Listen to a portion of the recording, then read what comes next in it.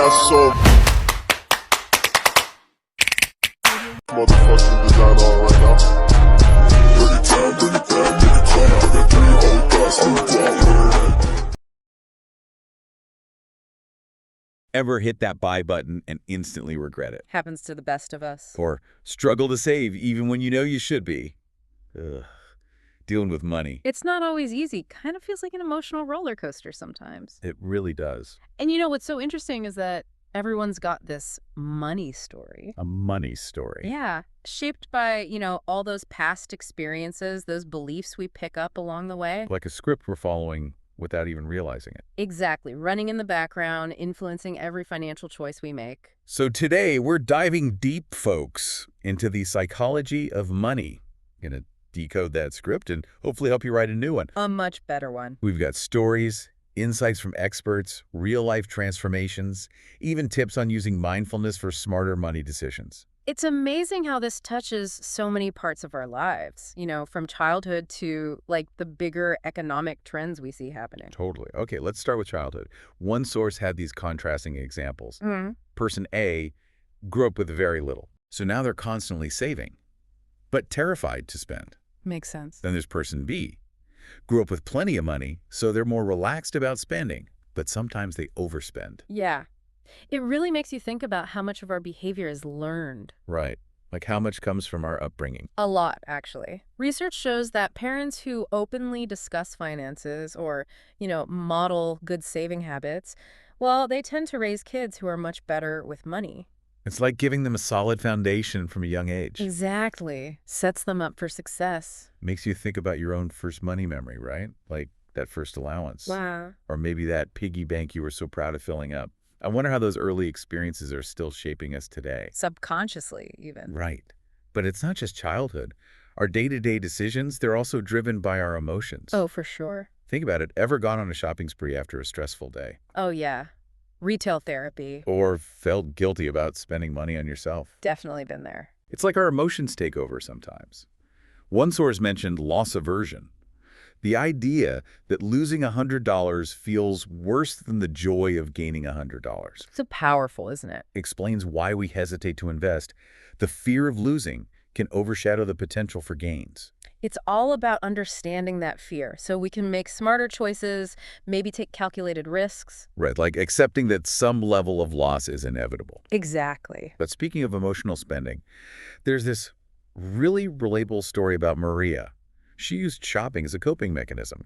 Every weekend, hundreds of dollars on clothes she didn't need, just to feel better, and then boom, the guilt would hit. Classic example of how emotions can lead to overspending and regret. But, Maria's story, it's not just about the shopping. It's about finding healthier ways to deal with stress. Totally.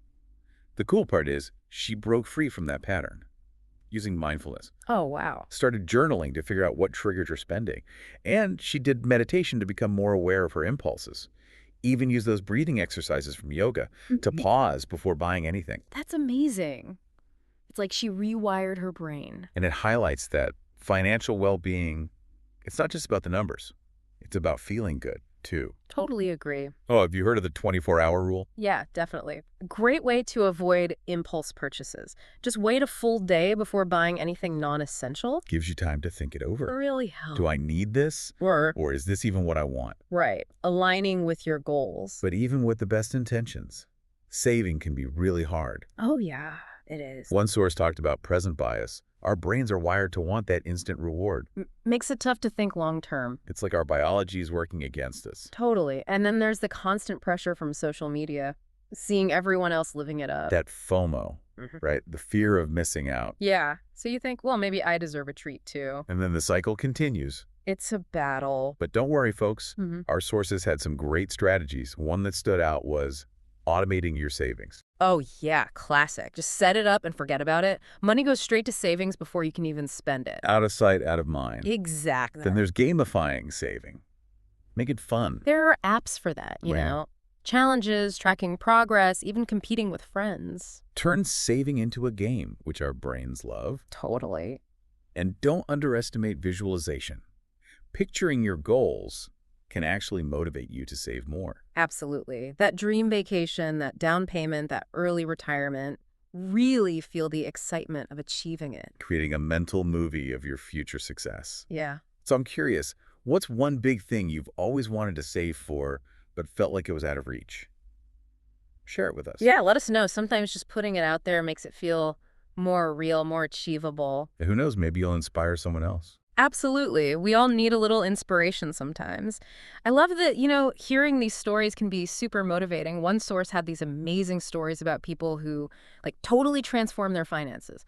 One was a single mom, paid off $50,000 in debt. Incredible. Wow, that's amazing. How did she do it? Changed her spending habits completely, embraced a more frugal lifestyle. It wasn't easy. I bet. What about the other story? Entrepreneur, went through bankruptcy, Oh, wow. but bounced back, built this thriving business.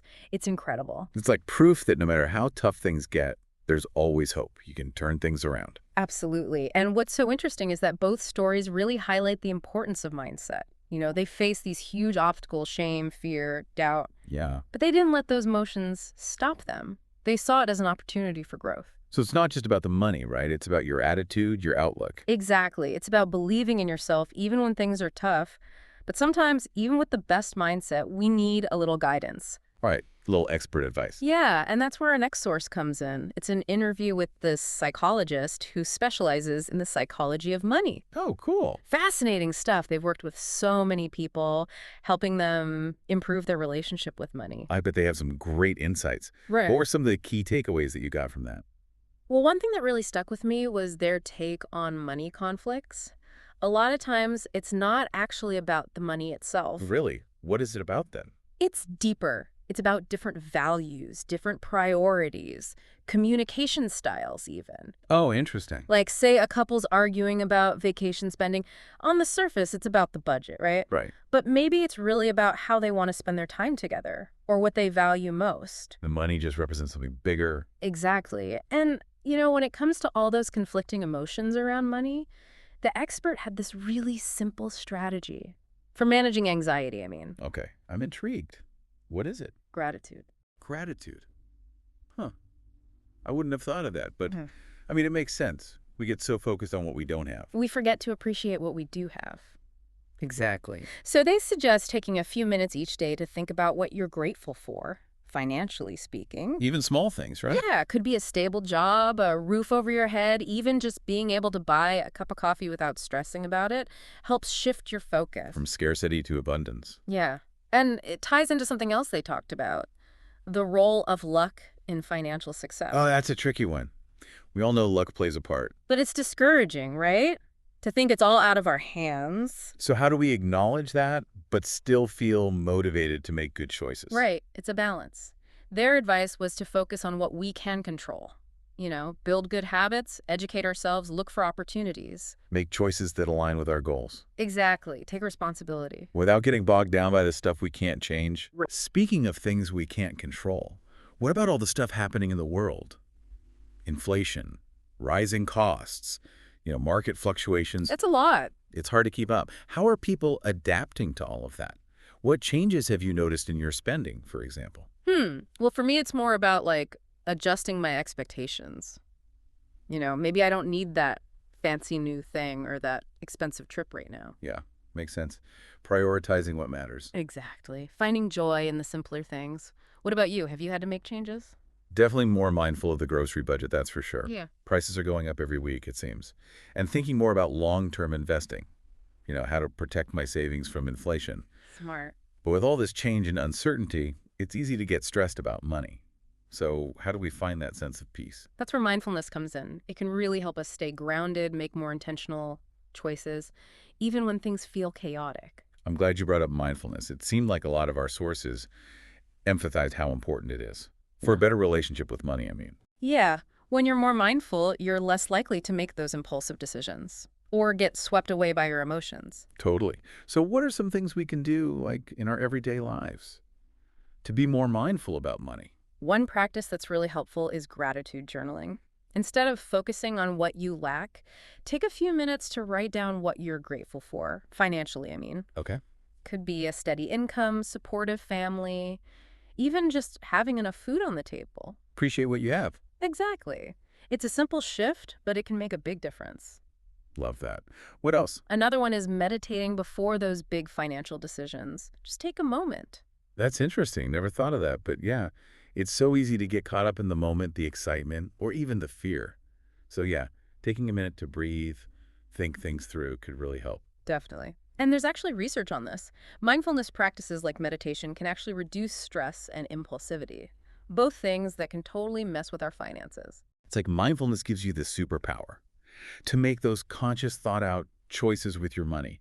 One source had this tip I loved. Said, next time you're tempted to buy something you don't need, stop, take 3 deep breaths, and ask yourself, does this align with my goals? It's such a good reminder to be present, be aware, not just letting emotions run wild, but even with all the mindfulness in the world, it's tough to ignore, the world around us. Society puts so much emphasis on wealth, on stuff. It's easy to get caught up comparing yourself to others. It's true. And social media doesn't help. It's all these perfect lives, these seemingly affluent people. You start to feel like you're not good enough no matter how much you have or how much you achieve. Definitely. One source talked about relative wealth. That feeling of being wealthy or not is all relative to who you're comparing yourself to. They had this example of someone making, say, $80,000 a year, a good income, but all their friends are making double that. Ouch. So they feel poor, even though objectively they're doing well. It's that mindset that can really hold you back. It's like we're stuck on this treadmill, always wanting more, never feeling satisfied. And that pressure, that need to keep up, it can lead to bad spending habits, buying things you don't need to impress people you don't even like. It's so true. So how do we get off that treadmill? It starts by recognizing that true wealth isn't about what you have. It's about not needing to compare yourself. Define success on your own terms. Find contentment in what you already have. Okay, so we've covered a lot today. What are the key takeaways you want our listeners to remember? Well, remember, your journey is unique. Your experiences, your beliefs, your values. There's no one right way to do this. Right. Everyone's different. What else? Emotions. They play a huge role in how we handle money, sometimes good, sometimes bad. But becoming aware of those emotional triggers, finding healthy ways to cope, that can break those bad patterns. Like Maria's story. She showed us it's possible. Exactly. And even though we can't control everything, we can take responsibility for our own finances, build good habits, educate ourselves, make smart choices. Don't forget the power of mindfulness. It's a tool to stay grounded, make those intentional choices, find peace even when things feel crazy. Absolutely. And remember, true wealth, it's not about keeping up appearances. It's about contentment, not comparing yourself to others. Great takeaways. As we wrap up today, here's a thought for you to ponder. If you could go back in time, give your younger self one piece of financial advice, what would it be? That's a great question. Really makes you think. Thanks for joining us, everyone, for this deep dive into the psychology of money. We've covered a lot, and hopefully you've gained some new insights, maybe some practical tips to improve your relationship with money. Remember, you're not alone in this. We're all figuring it out together. Thanks for listening.